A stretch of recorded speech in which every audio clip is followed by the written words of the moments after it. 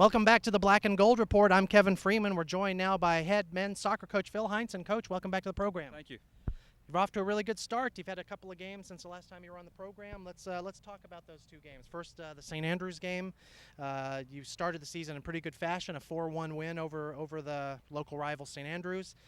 Is there something that you look for in the first game that you might not be looking for necessarily in games after that? I think just you want to get out with a win. Good concentration, coming out, intensity, and I think we had that. We created a lot of opportunities. Probably could have scored a few more goals, but it was a good start. And again, our local rivals never easy opening up with them, so it was very positive to get the win. Yeah, I was going to ask you about that. Does your team and does your coaching staff consider St. Andrews to be one of the stronger rivalries of the Braves? I mean, it's something we don't really address with the team, because we have so many new players over the last 2 years. So it's not something we really, look into. But it was a big game. We knew, obviously, any time you come in a season, every team comes in with a hope. They had a rough year last year, but I think they're a much improved team now. Oh, I agree. They played a much better game. You mentioned to me at the end of the match that despite the win, you thought that the team struggled to execute at times. There were times when they lost a little bit of focus. Can you follow up on that a little bit? Yeah, I mean, I just think we created a lot of opportunities in the first half, and sometimes when that doesn't happen, it doesn't go. We could easily been up 3-4-0. When they equalised, it kind of takes a little bit of wind out of you. In the second half, we played a lot better again. We got going, but I think for the amount of opportunities we created, probably 4-1 wasn't really resembling the score. Right. The Knights, my paper's blown away here, it's a little windy. The Knights were much improved from last season, as you said. They only had one win, I think, last year. They definitely showed a little more talent, and I think their goalkeeper, despite the fact that the game was only 4-1, was a 4-1 score. I thought their goalkeeper played an excellent game, really kept them in the match. It could have been 8 or 9-1 pretty easily, even though he let in 4 goals. Is it frustrating? I guess my question is it frustrating in general for your strikers, for your midfielders, for the guys who are putting their foot to try to knock the ball in the net? Is it frustrating for them when they have a goalkeeper who seems to be saving everything? Well, it's more frustrating when you don't win the game, but thankfully we won the game. I've been involved in games like that in the past, other places where sometimes you dominate and it doesn't go in and you end up losing the game in overtime or something. So I'm just thankful that we won. So he can make all the saves that he wants, just so long as you're ahead at the end of the match. How important? You touched on this briefly a little bit, but how important is it to start off the season with a win in your very first match? Is it more important than the others, or is it really, in the grand scheme of things, just one more game?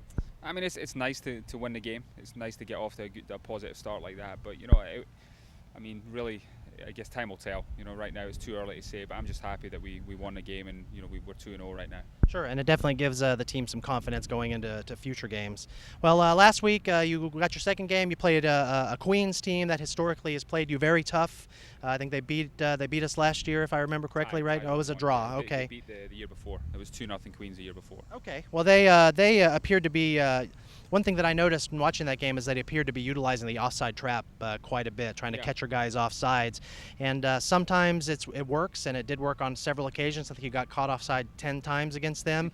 But when it doesn't work, it can lead to catastrophic results. Talk a little bit about the offside trap and what are the strengths and weaknesses of it. Yeah, I mean, again, you have to be very well organized and very good communication, to play that. I personally don't like it myself on our team, so we don't use it. But they chose to use it, and actually I think 1 or maybe 2 of the goals were caused from the offside trap. So it definitely can hurt you at times, but I guess it's their choice. And tell our fans who might not be quite as familiar with soccer lingo exactly what the offside trap is. Oh, that's kind of difficult to explain in a couple of minutes here, but maybe another time when I've got longer. It's kind of difficult to explain. Okay, no, that's fair enough. Sean Hoke looked like he tweaked his hamstring a little bit in the game. Is he okay? How is he? He's probably going to be out for a week. We're shooting to get him back for Brevard next Tuesday. We hope, but he's had a hamstring issue for the past couple of weeks, and we're hoping extended period of time he can be back for us by Tuesday. So this has been an injury that he's been kind of struggling with in the preseason then? Yeah, he's a mature kid, he's 22 years old, so we've given him kind of the decision to make on his own whether he could play. He thought he could, but then he felt something early, so he decided to pull himself out. Well, it's good to know that he has the maturity to know when that hamstring is bothering him, so he can volunteer to sit himself out instead of being stubborn and frustrating and trying to play and hurt it even worse. Definitely, for sure. Okay. Well, let's move on here. Both games so far this season, the team started off a little slow in the first half, and then they came on like gangbusters in the second half. They scored 3 goals against St. Andrews in the second half. They scored all 3 of their goals against Queens in the second half. Just real briefly, Coach, to what do you attest to this? Is it your fiery halftime speech? No, I mean against St Andrews I was very calm at halftime. Against Queens I wasn't calm. I think the team at certain points they need emotional response from me in a certain way, and I think against St Andrews they need to be calm because I knew it would come.